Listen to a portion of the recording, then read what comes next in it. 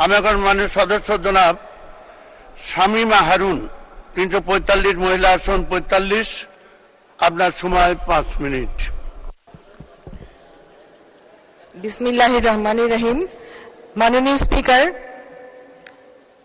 আপনাকে প্রথমে ধন্যবাদ জানাই দ্বাদশ জাতীয় সংসদে মহামান্য রাষ্ট্রপতির ভাষণের উপর আনীত ধন্যবাদ প্রস্তাবে আমাকে বক্তব্য দানের সুযোগ দেবার জন্য। সেই সাথে আপনাকে অভিনন্দন জানাই, চতুর্থবারের মতো স্পিকার হিসেবে আপনি নির্বাচিত হয়েছেন। আমি মহামান্য রাষ্ট্রপতি তার ভাষণে বাংলাদেশের উন্নয়ন কর্মকাণ্ড ও ধারাবাহিক গণতান্ত্রিক প্রক্রিয়াকে প্রশংসা করে যে দিক নির্দেশনামূলক বক্তব্য রেখেছেন তার জন্য তাকে আন্তরিক ধন্যবাদ জানাই।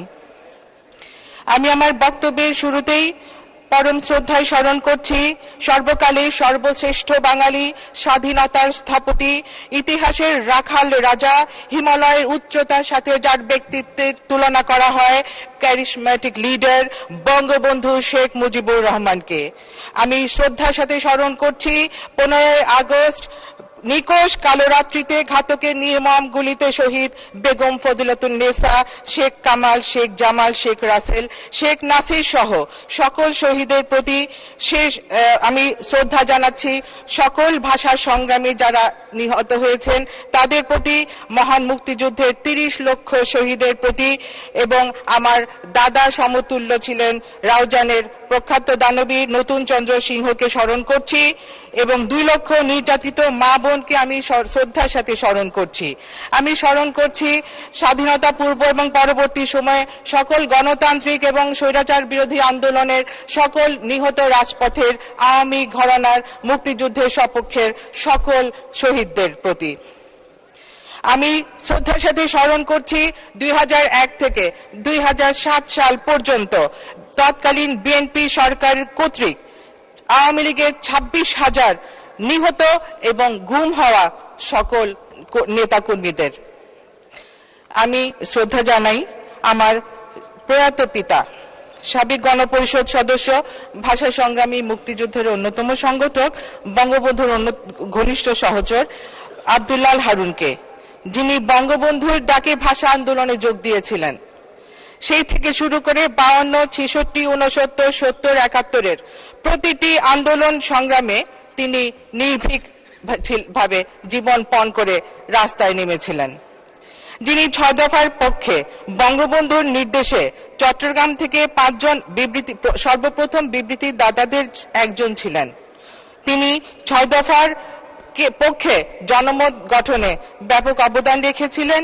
পরবর্তীতে স্বাধীনতা সংগ্রামেও তিনি ব্যাপক অবদান রেখেছিলেন, যা উঠে এসেছে আমাদের মাননীয় প্রধানমন্ত্রী জননেত্রী শেখ হাসিনা কর্তৃক পাকিস্তানি গোয়েন্দা সংস্থার রিপোর্টের উপর ভিত্তি করে সম্পাদিত the secrets documents of Pakistani intelligence branch on the father of the nation Sheikh Mujibur Rahman নামক সিরিজ পুস্তকের 9ম খণ্ডের পৃষ্ঠা 220, 10ম খণ্ডের পৃষ্ঠা 204, 369, 370, 534, 11 খণ্ডের 78 নম্বর পৃষ্ঠায়।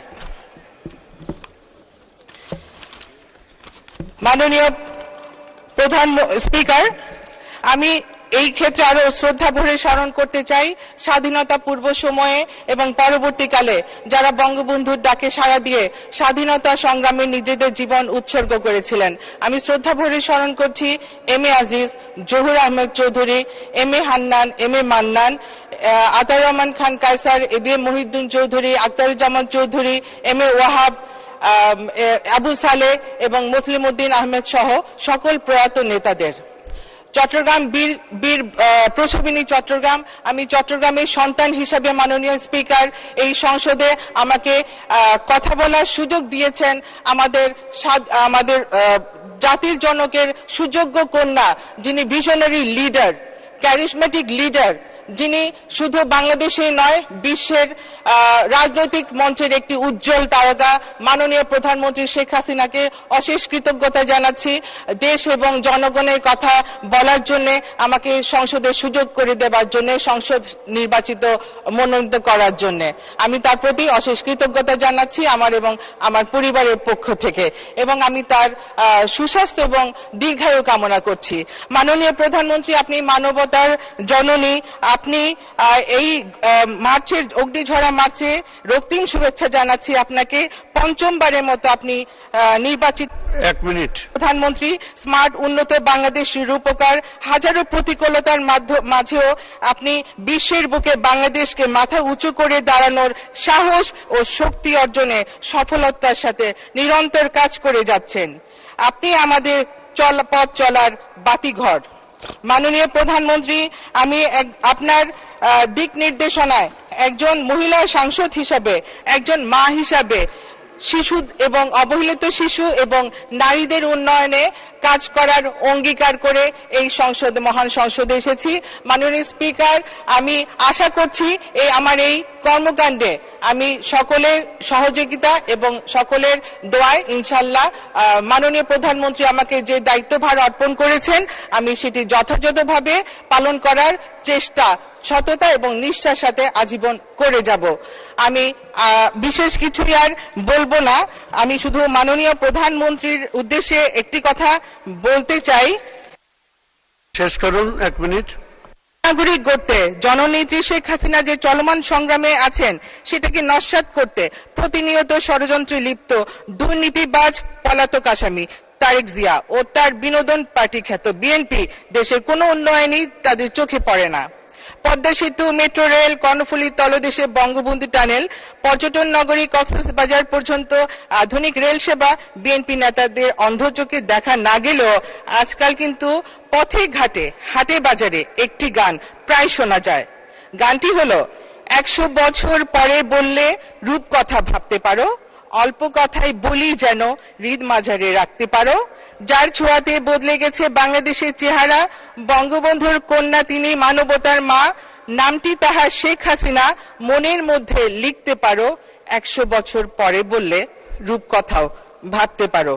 মাননীয় প্রধানমন্ত্রী, আপনি আপনাকে আপনার যে শেষ করুন, 1 মিনিট। কর্মস্পৃহা, সেই কর্মস্পৃহার মাধ্যমে এই দেশকে যে উন্নত স্মার্ট বাংলাদেশে রূপান্তরিত করার প্রক্রিয়া আপনি ধাবিত করেছেন, সেই পথে আপনার একজন ক্ষুদ্র কর্মী হয়ে আমরা নিবেদিত যেন থাকতে পারি, আপনার কাছে সেই দোয়া চেয়ে আমার বক্তব্য এখানে শেষ করছি।